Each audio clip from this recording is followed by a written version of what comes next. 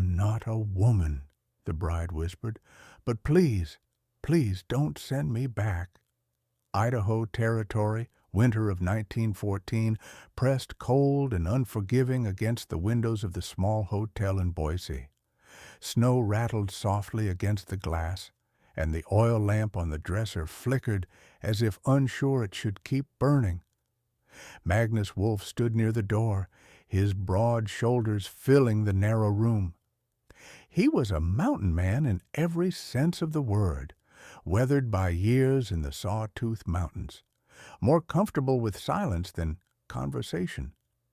3 days he had traveled to reach Boise. 3 days to marry a woman he knew only through letters that spoke of longing, loneliness, and a desperate desire to disappear into the high country. Now his new bride sat on the edge of the bed, shaking. Adelaide Porter was enormous, her body heavy with flesh that strained the seams of her wedding dress.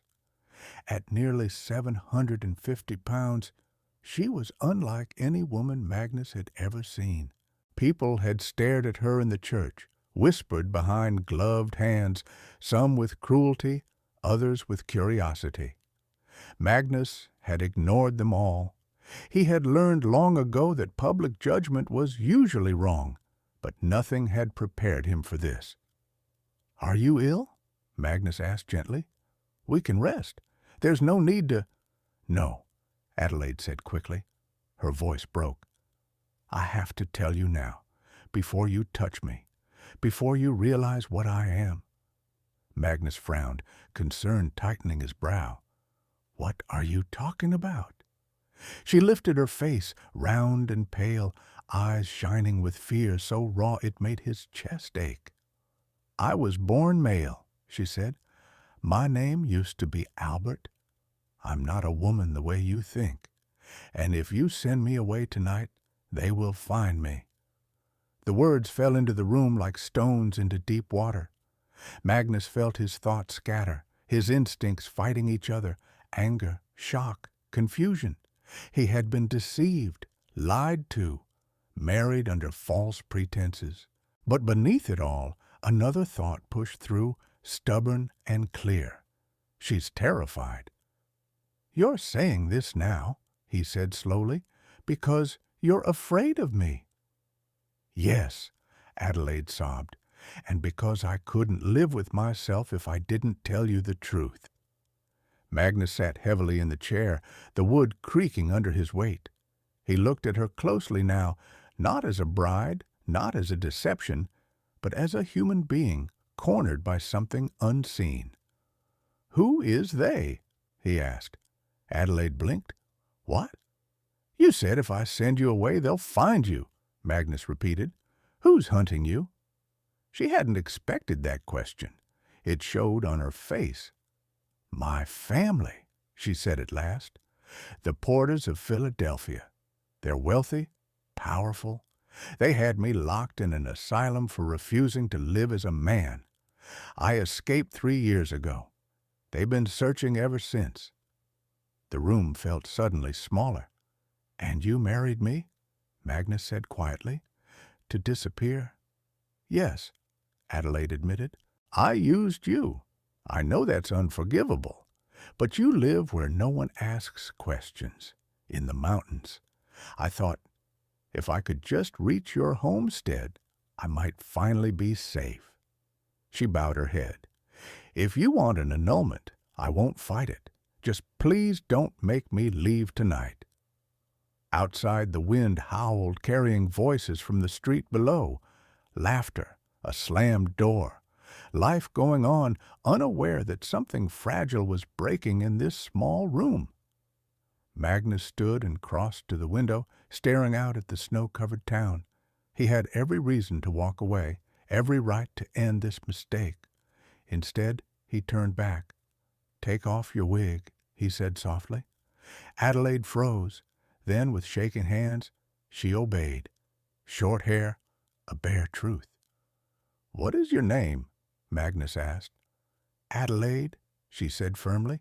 "It's the only name that's ever felt real." Magnus nodded once. "Then listen to me, Adelaide," he said. "You're not leaving tonight. Tomorrow we go to the mountains. After that we decide what this marriage truly is, but I will not hand you back to people who treat you like a disease." Adelaide's breath left her in a sob. And in that quiet room, on a wedding night that was never meant to be ordinary, two strangers stood at the edge of a life that neither had planned. Before we continue, let me ask you, where are you listening from today? Whether you're at home or on the road, I wish you a warm and joyful Christmas. Now, let's get back to the story. Morning light crept into the hotel room like an intruder, pale and unforgiving. Adelaide had not slept. She sat upright on the edge of the bed, hands folded in her lap, every muscle tense, listening to the sounds of Boise waking below them. Wagon wheels on frozen streets, a man coughing, someone laughing too loudly for the hour. Each sound made her flinch. Magnus noticed. "You don't need to be afraid of daylight," he said quietly from across the room. He had spent the night in the chair, wrapped in his coat, saying little, giving her space. "No one's coming through that door." Adelaide nodded, but her fear didn't ease. Daylight had never meant safety for her. Daylight was when people stared, when questions were asked, when the wrong person might recognize her face from an old photograph, a whispered description, a reward notice quietly passed between men who knew how to keep secrets. "I should change," she said. "People will be watching." Magnus turned away without being asked. She dressed slowly, carefully, pulling on layers meant to disguise her shape rather than celebrate it. She had learned that lesson early. Too visible meant too vulnerable. When they stepped outside, the stares came immediately. A woman across the street paused mid-step, eyes widening. Two men near the saloon exchanged looks, their expressions sliding from curiosity to mockery. Someone snorted a laugh. Magnus did not slow his stride. He walked beside Adelaide like an immovable wall, his presence wordless but absolute. When one man muttered something crude under his breath, Magnus stopped and looked at him. The man looked away. They reached the wagon Magnus had brought from the mountains, sturdy and built for snow and steep passes. He helped Adelaide climb in without rushing her, without drawing attention, his hand steady, respectful. As they left Boise behind, Adelaide let out a breath she felt she had been holding for years. "You didn't look ashamed of me," she said quietly. Magnus kept his eyes on the road. "I don't see why I should." She stared at him, searching his face for deception, for pity. She found neither. The road north was hard. Snow thickened as they climbed, the air sharpening with altitude. At night, they camped beside frozen streams or beneath overhangs of rock, the fire a small precious circle of warmth against the vast dark. On the second night, Adelaide finally spoke of the past she had kept locked away. "My father used to parade me in front of guests," she said, staring into the flames. "He'd boast about his strong eldest son, his heir, and all the while I felt like I was wearing someone else's skin." Magnus listened without interruption. "When I was caught wearing my sister's dress at 9 years old, he beat me until I couldn't stand," she continued. "He said he would rather bury a dead son than raise a shameful one." Her voice didn't shake any more. She had told this story enough times in her own head that the pain had gone numb. At 25, when I finally told him I couldn't live as a man anymore, he smiled, she said bitterly. He hugged me, and 2 days later I woke up locked in a ward with iron bars on the windows. Magnus's jaw tightened. "They called it treatment," Adelaide said. Isolation, restraints, cold baths, starvation. They said they could cure me if they broke me first. She wrapped her arms around herself, the firelight casting long shadows across her immense form. They didn't succeed, she said softly, but they tried. Magnus added another log to the fire, his movements controlled. In his mind, anger burned clean and focused. No one has the right. On the third day, the terrain grew treacherous. Narrow paths cut along cliffs, snow hiding ice beneath. The wagon lurched once, dangerously. Adelaide gasped. Magnus steadied the reins, his voice calm. "I've got you." She believed him. That night, wrapped in blankets beside the fire, she finally asked the question that had been clawing at her since the wedding night. "Do you regret marrying me?" Magnus didn't answer immediately.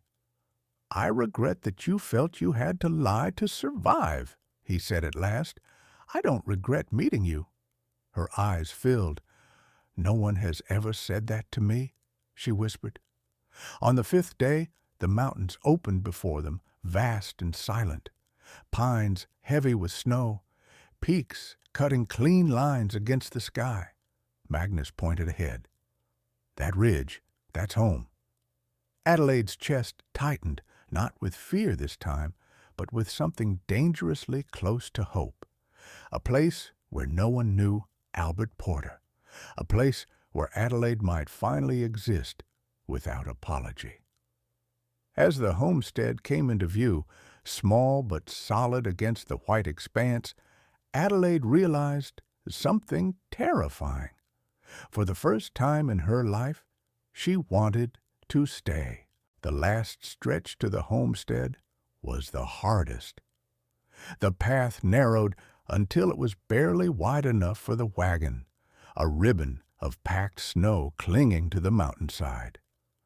Pines crowded close, their branches heavy and bowed, as if the forest itself were watching to see whether these two would make it through. Magnus walked most of the way, leading the mule, boots crunching steadily. Adelaide rode wrapped in blankets, her hands clenched in her lap, every jolt of the wagon sending a spike of fear through her chest, not fear of falling, fear of being sent away once they arrived. She had survived as long as she had by never believing safety was permanent. When the wagon skidded on a patch of ice, Adelaide cried out before she could stop herself. Magnus reacted instantly, bracing the reins, guiding the mule with calm authority until the wheels found purchase again. "It's all right," he said without looking back. "I won't let you fall." The words settled into her like a promise.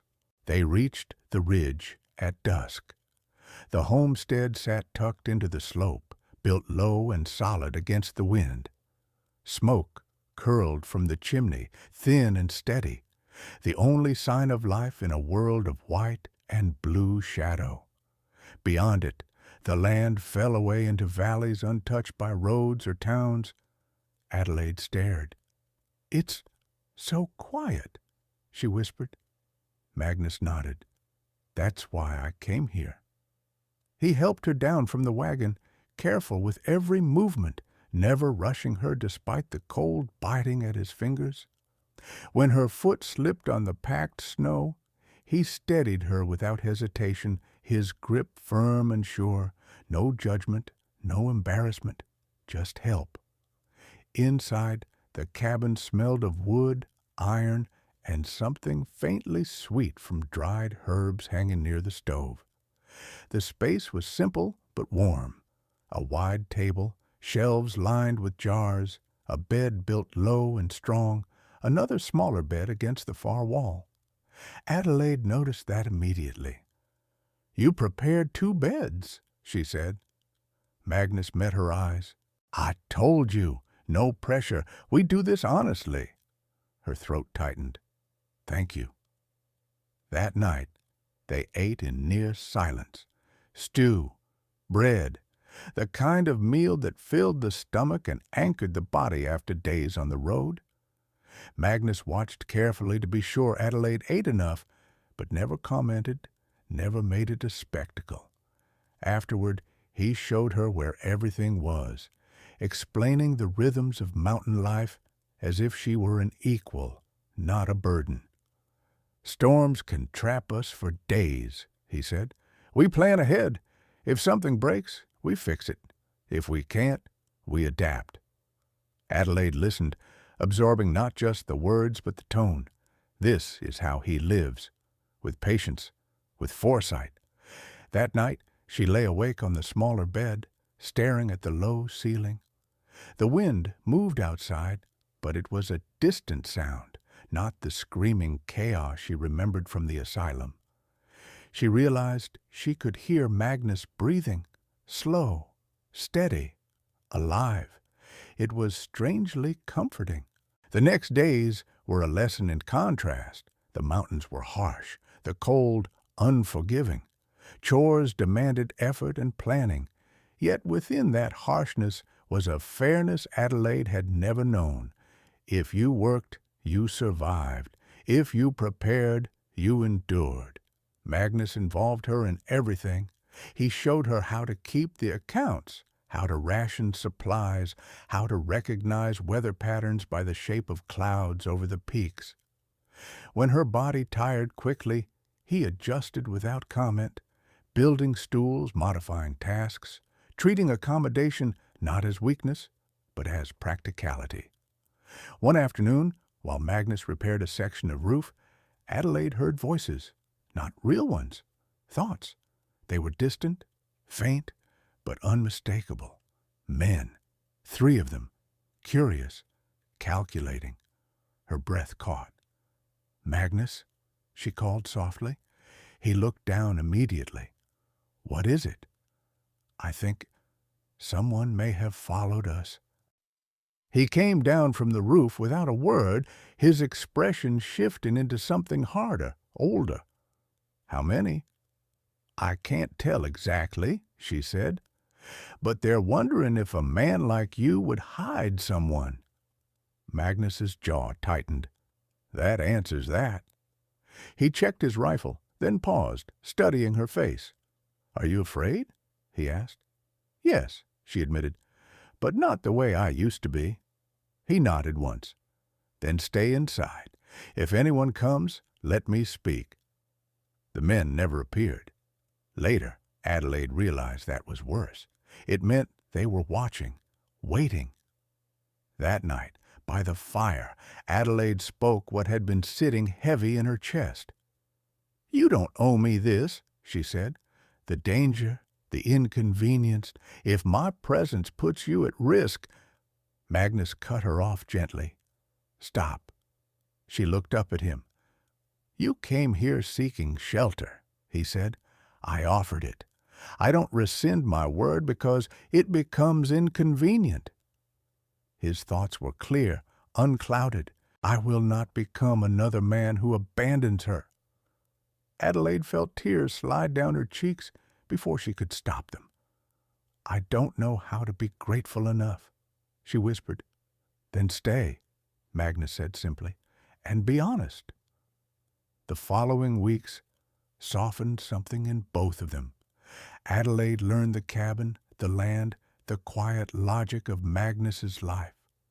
Magnus learned her rhythms, her intelligence, her careful humor. He watched her confidence grow, watched her shoulders straighten as the mountains slowly accepted her. One evening, as snow fell thick and slow outside, Adelaide asked the question she'd been afraid to voice. "What happens when my family finds us?" Magnus stared into the fire. "Then we face it. And if they bring papers, marshals? Then we fight with truth," he said, "and with witnesses. I didn't build my life alone." She studied him. "You've thought about this?" "I think about everything." For the first time since Boise, Adelaide smiled without fear shadowing it. That night, when the wind rose and the cabin creaked, Magnus said the words she would remember for the rest of her life. "You're safe here." She believed him, but safety, Adelaide knew, was not the same as permanence, and somewhere beyond the mountains, men were still thinking about her. Winter settled in with a patience that felt deliberate. Snow sealed the homestead from the rest of the world, closing roads, softening edges, forcing life inward. For Adelaide, it was the first time isolation felt like protection instead of punishment. The cabin became its own small universe. Each morning began the same way. Magnus rose before dawn, coaxed the fire back to life, and set water to heat. Adelaide would wake to the sound of iron on iron, the kettle settling into place, the quiet rhythm of a man who did not rush the day. He always let her eat first. It was such a small thing that it took Adelaide weeks to realize how deeply it mattered. In the asylum, meals had been rationed and used as control. At home, at her father's table, she had been watched, measured, corrected. Here, Magnus simply placed the bowl in front of her and stepped back. No comment, no calculation, just trust. Adelaide took over the cabin's interior as if it had been waiting for her. She organized shelves, labeled jars, adjusted routines so nothing went to waste. Magnus noticed how quickly she learned, how naturally she adapted. "You run a tight ship," he said one evening, not teasing. "I had to learn," she replied quietly. "Order was the only thing that kept me sane." He nodded, understanding more than she had said. As days turned into weeks, the cabin changed. Not structurally, but in spirit. Magnus found himself lingering inside longer, mending tools by the fire rather than in the shed, listening as Adelaide read aloud from books she had carried west in secret.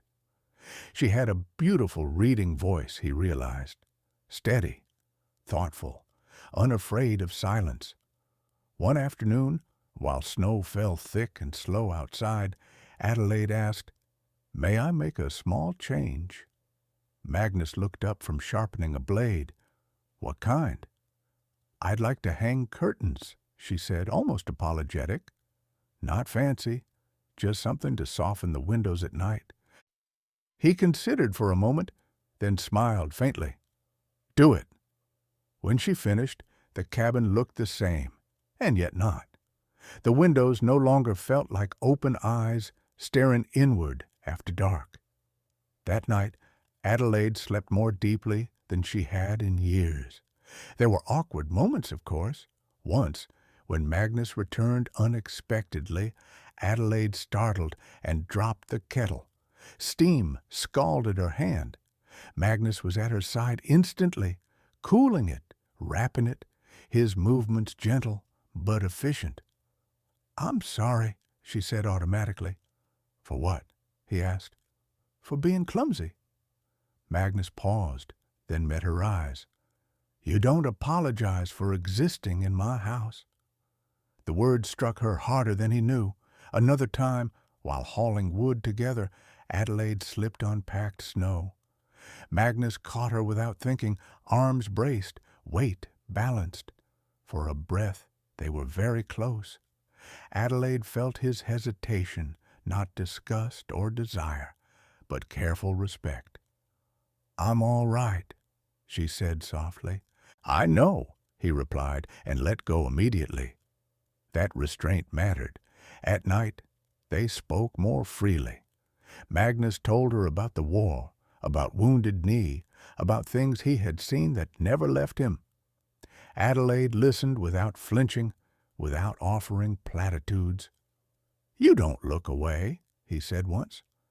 "I've seen people at their worst," she replied. "Pain doesn't scare me." She told him about her years in hiding, about how she had learned to become invisible and visible at the same time, how to be seen as harmless, as unworthy of attention. Magnus clenched his jaw at that. No one should have to disappear to survive, he said. And Adelaide realized he wasn't saying it as an idea. He was saying it as a vow. Slowly, imperceptibly, something shifted inside her. She began to move differently. Her shoulders straightened. Her voice grew firmer. She stopped flinching when Magnus entered a room unexpectedly. She laughed more. The first time it happened, Magnus looked up sharply, startled by the sound. "What?" she asked, embarrassed. "I've never heard you laugh before," he said. "It suits you." She laughed again, then covered her mouth, tears springing to her eyes. No one had ever said that to her. Winter deepened. Storms trapped them indoors for days at a time. They cooked together, moved around each other without collision, learned each other's silences. Magnus built her a sturdier chair by the fire, one that supported her fully without creaking or shifting. He didn't announce it, just brought it in one evening and set it down. "I thought you might like this better," he said. She ran her hand along the armrest, overwhelmed. "You thought about my comfort." "I think about it often," he replied simply. One night, the wind screamed so violently the cabin shuddered. Adelaide woke gasping, memories of locked doors and restraint flooding back. Magnus was there before she could call out. "It's just the storm," he said, kneeling beside her bed. "It can't get in." She nodded, ashamed of her fear. He stayed until her breathing slowed.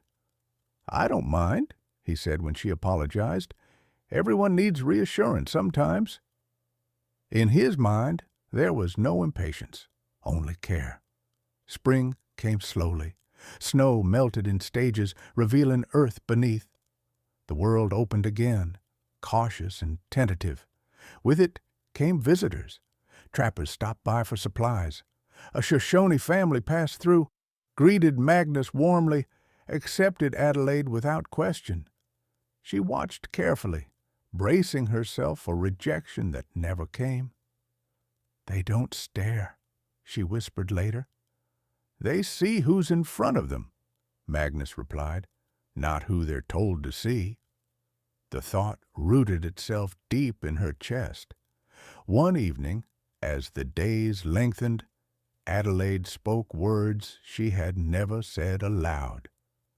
"I don't want to leave," she said. Magnus looked at her. "You don't have to. I don't mean for safety," she clarified. "I mean, I belong here." The fire crackled softly between them.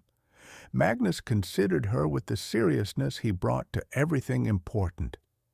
"Then stay," he said, "not as someone hiding, as someone choosing." Her throat tightened. "And if my family comes?" "Then they answer to both of us." It was not a declaration of romance, it was something stronger. Trust. That night, as Adelaide lay in her bed, she realized something that frightened her more than pursuit or exposure. She was no longer surviving. She was living, and if that life was threatened, she would fight for it. So would Magnus. The first warning came on a clear afternoon that felt almost gentle.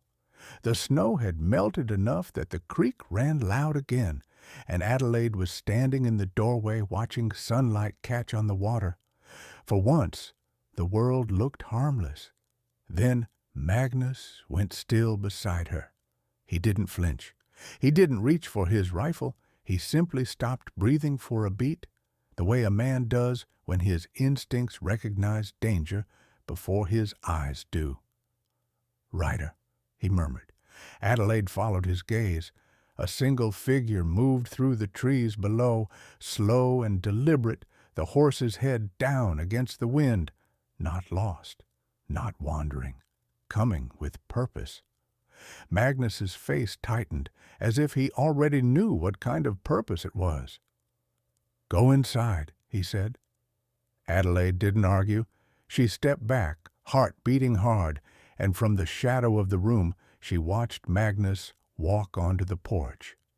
He stood tall and still, not threatening, but unmistakably unmovable. The rider came into view, a man in a long coat, city cut, and too clean for mountain travel. He dismounted carefully, brushing snow from his sleeves as if it offended him. Behind him, another horse appeared, led by a second man with a narrow face and restless eyes. Adelaide's stomach turned cold. Men like that did not come seeking shelter. They came seeking ownership. The first man called out with practiced politeness, "Magnus Wolfe?" Magnus didn't answer the question directly. "You're a long way from Boise." "We've been farther than Boise," the man replied, smiling as if it were a friendly conversation. "My name is Thaddeus Harlan. This is Deputy Marshal Coyle." Adelaide saw the glint of a badge as the second man shifted his coat open. Magnus's voice remained even. "No marshal comes up here without a reason." Harlan lifted a folded packet. "We have documentation, court papers." Adelaide's throat tightened. She had seen papers like that before, papers that could erase a person with ink. Magnus didn't move. "What kind of papers?" Harlan's smile widened just a touch. "Commitment papers for an escaped patient, a man named Albert Porter." The name struck Adelaide like a slap. Her knees went weak, but she didn't collapse. She gripped the edge of the table until her knuckles whitened. Somewhere inside her, something hard and quiet rose to meet the fear. Magnus didn't turn toward the cabin. He didn't look back to see if she was listening. He already knew she was. "There's no Albert Porter here," he said. Coyle took a step forward, voice sharp. "Don't play games, Wolfe. The Porter family is offering a generous reward for cooperation." Harlan spoke more softly, as if coaxing a frightened animal. "This doesn't have to be unpleasant. The family simply wants their son returned to proper care." Proper care, Adelaide thought bitterly, remembering iron doors, straps, cold baths, hunger used as discipline. Proper care meant destruction with a respectable name. Magnus's voice dropped into something dangerous. "My wife is inside this cabin. If you came to take her, you're wasting your time." Coyle laughed. "Your wife?" Harlan's gaze flicked past Magnus, scanning the cabin as if he could see through logs and curtains. "We're not here to discuss your arrangement. We're here to retrieve a patient." Adelaide's chest tightened. This was the moment her old self would have disappeared. Stayed silent. Let Magnus decide. Let men like these define the truth. But the mountains had changed her. Magnus had changed her. She stepped into view. The cold air hit her face as she moved onto the porch beside Magnus, her immense body filling the doorway. For one heartbeat, the men just stared. Adelaide saw the familiar flicker behind their eyes, that quick, cruel calculation people made when they saw someone too large to fit their understanding. Then their attention sharpened into something more specific. Recognition. Harlan's polite mask wavered. "There you are." Adelaide lifted her chin. "My name is Adelaide Wolfe." Coyle snorted. "Your name is whatever your family says it is?" Magnus's hand shifted slightly, not touching her, but close enough that she could feel the promise of him there. Harlan cleared his throat, regaining composure. "Mrs. Wolfe, if you will simply come with us, we can avoid making a scene. Your father is very worried about you." Adelaide's voice surprised even herself. It didn't shake. "My father is worried about his reputation." Harlan's smile returned, thinner. "Reputation is not a sin." "It is when you use it to bury someone alive," Adelaide replied. Coyle stepped forward again, impatience rising. "Enough. You're coming. Papers are papers." Magnus's gaze was steady as stone. "Let me see them." Harlan held out the packet, confident now, as if ink alone made him powerful. Magnus took the papers, unfolded them slowly, and read. Adelaide watched his face, searching for any sign of doubt, any flicker of fear that the law might be bigger than a man with a rifle. She found none. Magnus looked up. "These are signed in Pennsylvania." Harlan nodded. "Valid across territories. The Porters have friends in the right places." Magnus's eyes narrowed. "This deputy is from Idaho. Who authorized him to enforce Eastern commitment orders up here without a judge present?" Coyle's jaw tightened. "I don't need to explain." "You do if you want to walk back down that mountain," Magnus said calmly. Harlan lifted his hands. "Let's not escalate. We have authority, Wolfe. And if you interfere, we can charge you with harboring an escaped mental patient." Adelaide felt the old terror press in, that ancient fear of labels. Insane, delusional, a patient, a thing to be managed. Magnus handed the papers back without giving them the respect of a response. "You don't have authority over a married woman on my land." Coyle barked a laugh. "Married woman, that's rich." Harlan leaned forward slightly, voice dropping. "We can be discreet, Wolfe. The Porters don't want scandal. Bring the person out quietly, and there will be money in it for you." Magnus's expression didn't change, but Adelaide felt the shift in him like weather turning. "You came up here to buy my betrayal," he said. Harlan's smile stiffened. "I came to offer you the practical option." Magnus stepped forward once, just enough to change the balance of the space. "You're leaving?" Coyle's hand twitched near his holster. "Or what?" Magnus didn't raise his voice. "Or you learn what the mountains do to men who think paper makes them kings." For a moment, no one moved. Adelaide realized something with strange clarity. Harlan wasn't afraid of Magnus's rifle. He was afraid of what Magnus represented. A man who didn't care about money. A man outside the usual levers of control. Harlan exhaled slowly, forcing calm back into his features. "You're making a mistake.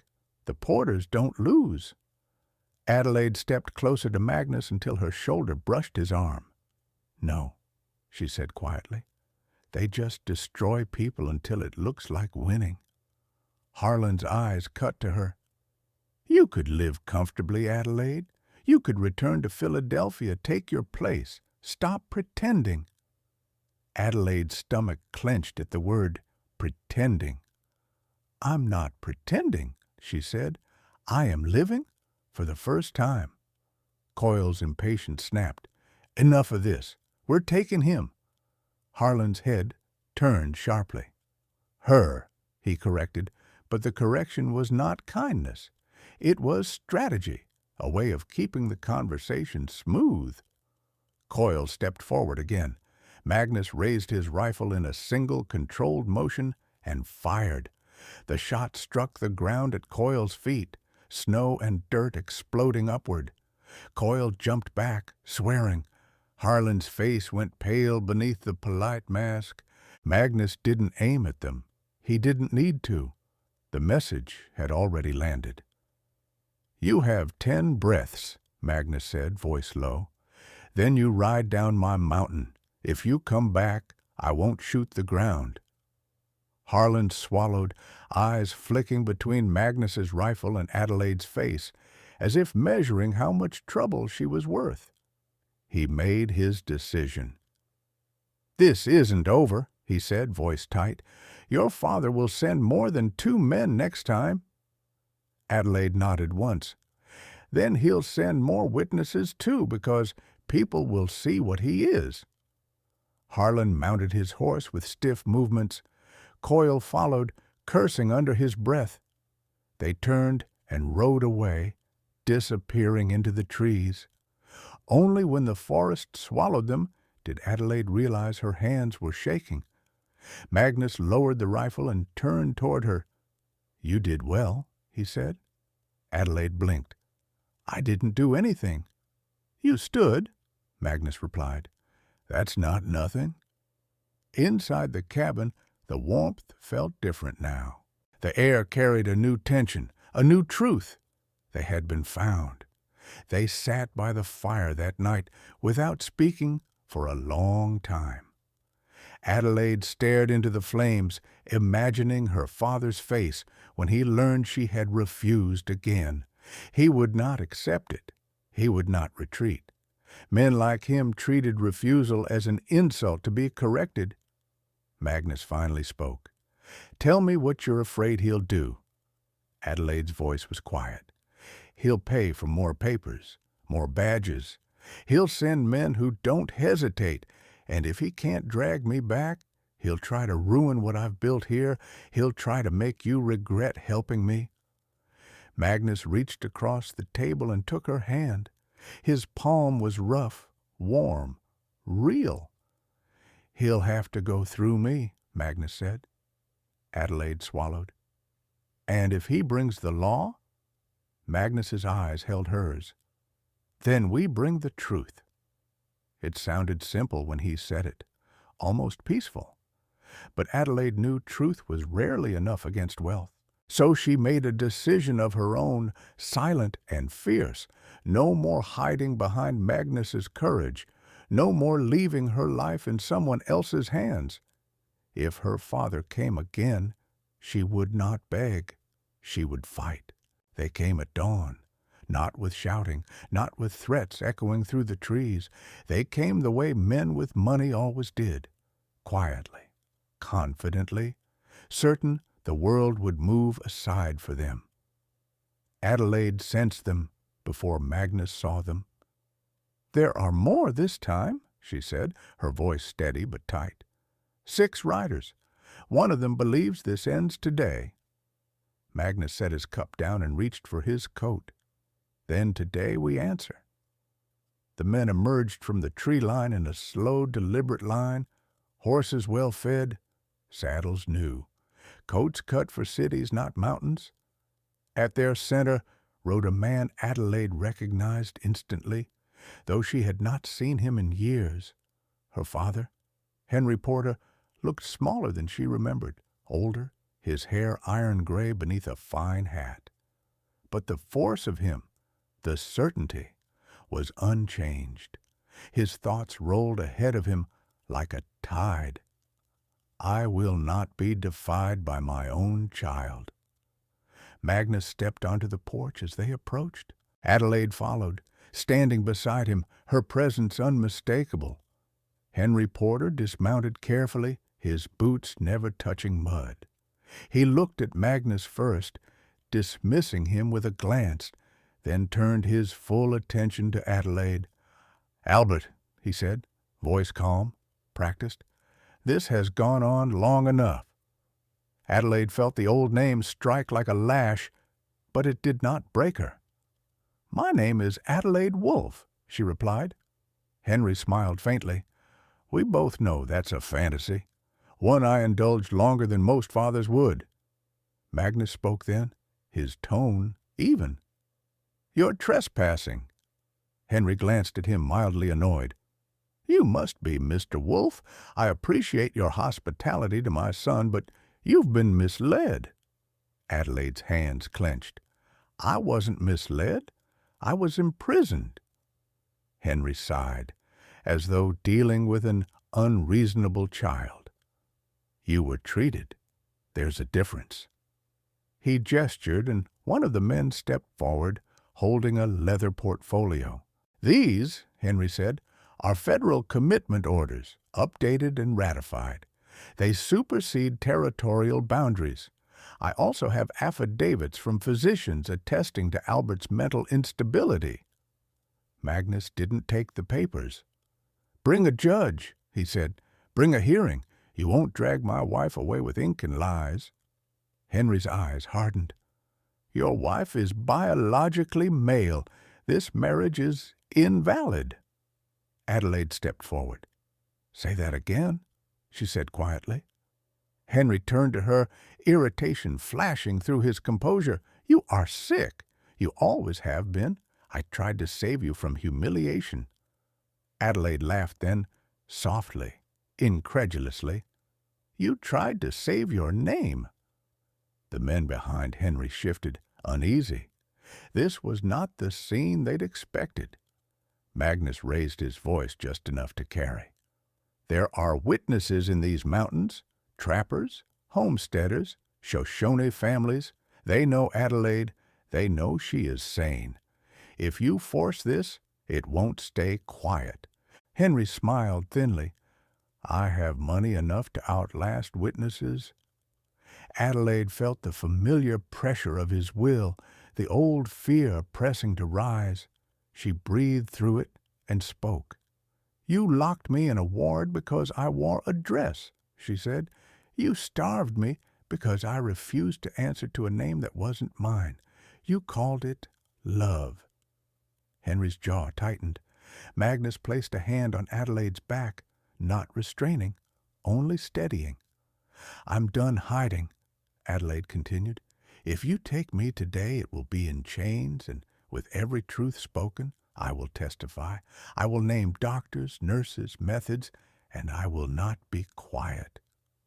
Henry stared at her, truly seeing her for the first time, not broken, not pleading, defiant. "You think anyone will believe you?" he asked coldly. Adelaide met his gaze. "I think enough will." Silence fell. Then a new sound cut through the air, the crunch of boots on snow approaching from behind. A dozen figures emerged from the trees, men and women Magnus had traded with for decades. A Shoshone elder, 2 trappers, a homesteader's wife with a rifle held steady and sure. Henry's confidence wavered. Magnus spoke calmly. "These people will swear that Adelaide is capable, intelligent, and free. They will swear that your papers are a tool of control." Henry's voice rose. "You would turn my own child against me?" Adelaide answered before Magnus could. "You did that yourself." Henry's eyes flicked to the gathered witnesses, calculating. His thoughts churned with risk. Too public, too many eyes. "Not here." He exhaled sharply and gestured to his men. "This is not finished," he said. "The law will catch up with you. It always does." Adelaide nodded. "Then I'll be ready." Henry mounted his horse without another word. The men followed, retreating into the trees, their certainty fractured. When they were gone, the mountains seemed to breathe again. Adelaide sagged slightly, the tension draining out of her all at once. Magnus caught her elbow, steady and quiet. "You didn't flinch," he said. "I was terrified," she admitted. "So was I," Magnus replied. "Courage isn't the absence of fear. It's choosing who you stand with." They went inside as the witnesses dispersed, murmuring support, offering help if it came again. By the fire that night, Adelaide stared into the flames. "He won't stop," she said. "He'll try courts next. Public opinion. Ruin." Magnus nodded. "Then we don't wait." She turned to him. "What are you saying?" "We take this beyond his reach," Magnus said. "We bring this into the open. Federal investigators are already sniffing around families like his. We give them everything." Adelaide's heart pounded, not with fear, but with something sharper, resolve. "For the first time," she said slowly, "I don't want to run." Magnus met her gaze. "Then we stand." Outside, the wind moved through the pines, carrying the promise of a reckoning yet to come. Spring came with a different kind of weight. Snow retreated from the slopes, but the tension around the cabin did not. Adelaide felt it in the air, in the way Magnus listened longer before speaking, in the way visitors arrived more frequently with news carried from towns far below. Her father had not returned with guns. He returned with letters. Legal notices arrived first, folded precisely, written in language designed to sound reasonable while cutting deep. Challenges to the marriage, claims of fraud, quiet suggestions that Magnus Wolfe was harboring a mentally unstable fugitive. Magnus read every word without comment, then set the papers aside.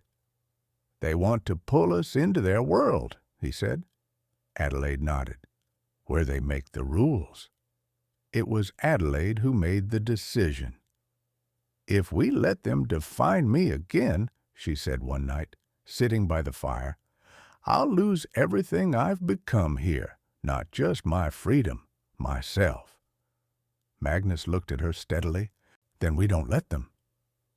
Federal investigators arrived 2 weeks later, not because of Henry Porter's complaint, but because too many stories had begun to match. Other families, other sons and daughters quietly erased with commitment orders. Other asylums that operated less like hospitals and more like prisons for inconvenient truths. Adelaide told them everything. She did not soften the details. She did not protect her father's name. She described the wards, the restraints, the punishments disguised as care. She described the silence that followed when patience broke. Magnus sat beside her, a constant presence, his hand resting near hers on the table. He did not speak for her. He did not need to. When the hearings were scheduled in Boise, Adelaide felt the old fear rise again. Crowds, stares, judgment. Magnus said only one thing: "I'll be with you." The courtroom was packed. Reporters whispered. Spectators leaned forward when Adelaide entered, her size and calm composure defying every expectation. Some looked at her with curiosity, others with skepticism. Adelaide stood straight. When asked her name, she answered clearly: "Adelaide Wolfe." When asked her sex, she paused only a moment. "I was assigned male at birth," she said. "I am female in every way that matters." A murmur rippled through the room. Henry Porter sat rigid behind his lawyers, his face a mask of restraint. Adelaide did not look at him again. Doctors were called, nurses, former patients. Patterns emerged. The court listened. Days stretched into weeks. At night, back in the small boarding room Magnus had rented, Adelaide would sit quietly, exhaustion heavy in her bones. "What if they don't believe me?" she asked once. Magnus answered without hesitation: "Then they're wrong, and we keep going."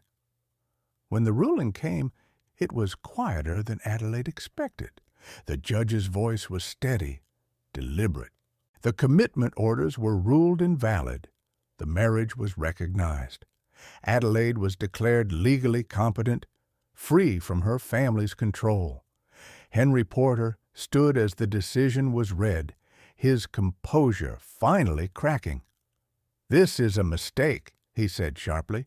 "You are setting a dangerous precedent." The judge met his gaze. "Perhaps, or perhaps we are correcting one." Outside the courthouse, sunlight felt unfamiliar on Adelaide's face. She breathed deeply, as if testing whether freedom was real. Magnus watched her closely. "It's over," he said. She shook her head slowly. "It's changed, not ended." They returned to the mountains with a different kind of silence behind them. The cabin welcomed them as it always had, solid and unjudging.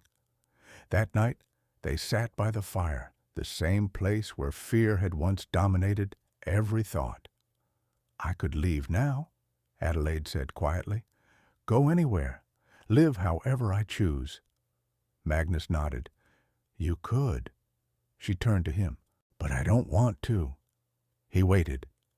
"This place," she continued, "what we built here, It saved me, and I think it could save others too." Magnus studied her, seeing the strength she had grown into. "You want to open the door?" he said. "Yes," Adelaide replied, "to people like me, to those who don't fit neatly, to those no one else wants to protect." Magnus leaned back, considering. Then a faint smile touched his mouth. "Then we'll need more rooms." Adelaide laughed softly, tears in her eyes. The cabin glowed against the darkening mountains, no longer just a refuge, but the beginning of something larger than either of them. As night fell, Adelaide rested her head against Magnus's shoulder. "I'm not afraid any more," she said. Magnus's voice was low and sure. "You shouldn't be."